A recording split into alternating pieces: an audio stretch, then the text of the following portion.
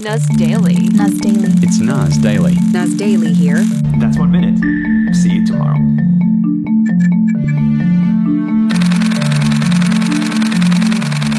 Hai semuanya, selamat datang di channel Blue Morph.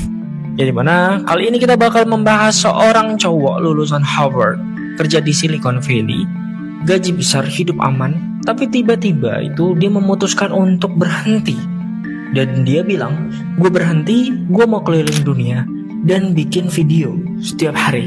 Iya, dia Nusir Yassin, atau yang lebih dikenal dengan nama Nez Daily.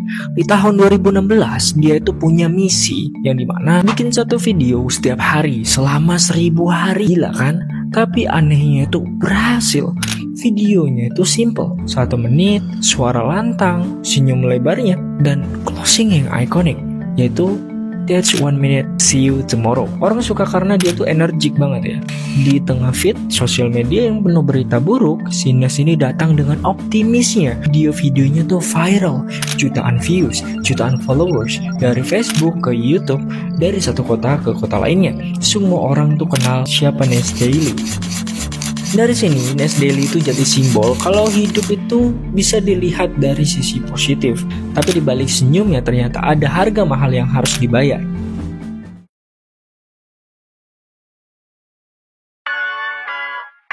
Popularitasnya itu datang cepat, iya. Tapi jangan lupa, masalah juga nggak kalah cepat datangnya. 2018, Nez pernah pengen masuk ke Indonesia. Ya, tapi ditolak. Alasannya apa sih? Ya, paspor Israel yang dia pegang. Indonesia tuh nggak punya hubungan diplomatik dengan Israel. Boom, jadi viral. 2019 di Filipina, dia itu bikin konten tentang petani kakao muda. Namanya Luis Mabulo. Alih-alih merasa dihargai, Luis itu malah ngomong kalau si Nez ini cuma cari sensasi aja. Ya, katanya sih dia itu ngeremehin perjuangan petani.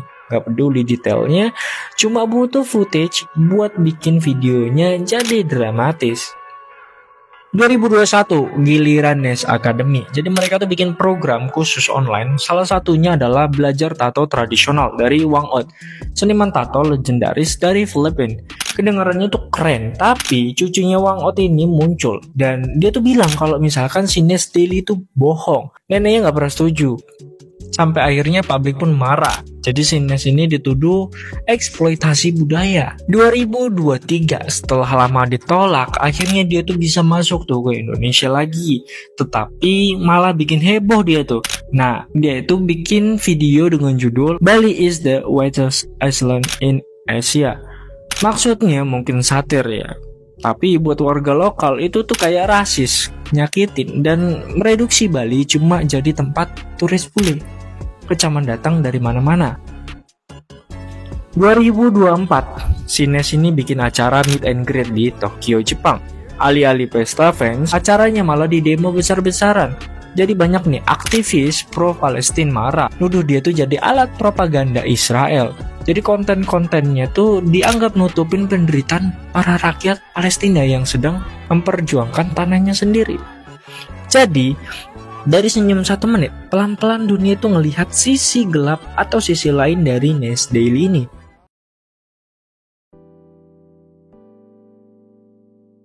Kenapa kisah ini penting? Iya, karena ini bukan cuma cerita satu orang. Ya, ini cerminan buat kita semua. Di era digital ini, kecepatan adalah segalanya. Ya, video 1 menit itu bisa bikin kamu tuh terkenal. Bisa buat kamu itu dicintai. Bisa buat kamu itu disukai banyak orang.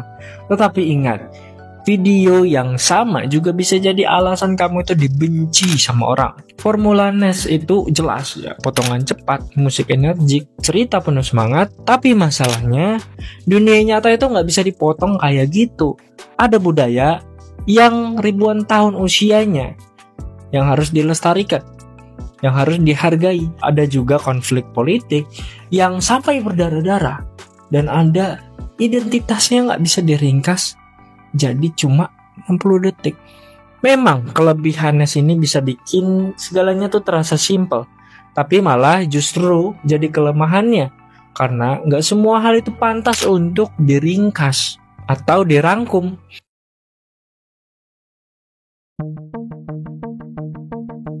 Apa sih yang bisa kita pelajari dari drama si Nas Daily ini?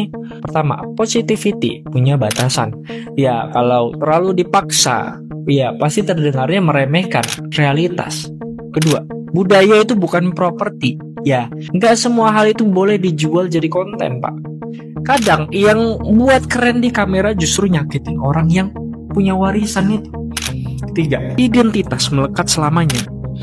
Nes mungkin pengen dikenal sebagai storyteller dunia, tapi orang tetap lihat dia sebagai bagian dari konflik Israel-Palestina.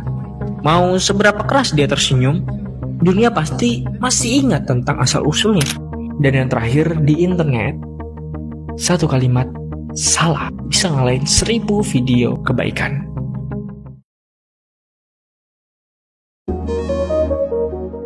Nes itu bukan tipe orang yang gampang nyerah. Ya, setelah badai menerjang, setelah badai itu mengguncang, dia akhirnya banting setir. Sekarang fokusnya itu bukan lagi bikin video traveling. Dia itu bikin kelas online, workshop, konferensi besar bernama Nes Summit. Dia tuh ngomongin ekonomi kreator, monetisasi, dan juga masa depan. Dia juga mau jadi mentor, bukan sekedar storyteller, tapi juga guru bagi para kreator muda. Tapi masalahnya, apakah publik masih mau percaya sama Nes Daily? Mungkin banyak yang masih mendukung, dan juga mungkin ada yang sudah ilfil. Bukan sebagian orang, dia tetaplah inspirasi.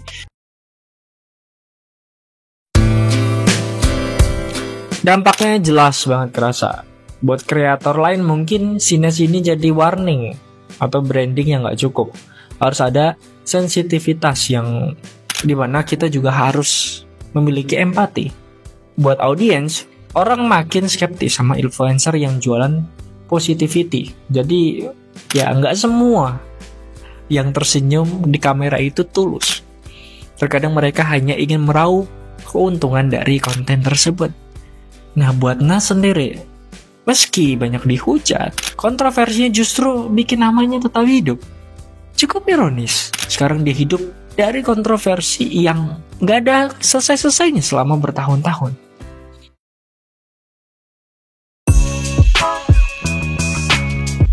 Nes Daily pernah bilang, life is all about perspective. Tapi justru perspektifnya lah yang bikin dia itu jatuh.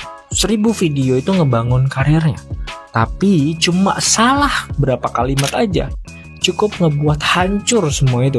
Sekarang masih bisa tersenyum mungkin, masih bicara soal masa depan kreator mau dibawa kemana, tetapi penontonnya tuh udah berubah, Pak. Orang nggak lagi ngelihat dia itu sama seperti Nes Daily yang dulu.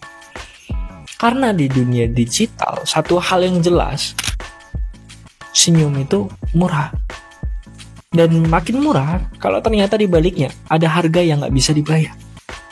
Jadi itulah cerita dari Nes Daily, yang dimana Nes Daily ini dari kebangkitannya hingga kemundurannya dikarenakan beberapa kontroversinya yang nggak ada habis-habisnya, Pak. Nggak ada habis-habisnya selama bertahun-tahun. Dan sampai sekarang dia masih berjuang untuk bisa terus memotivasi para anak-anak muda atau para konten kreator muda untuk terus semangat dalam berkonten. Jadi mungkin itu aja. Apa pendapat kalian atau lebih banyak tahu tentang Nes Daily ini? Bisa tulis di komentar. Jangan lupa like video ini jika kalian suka. Jangan lupa buat subscribe agar Minmorph tetap semangat buat videonya. Sampai jumpa di video selanjutnya. Till next time.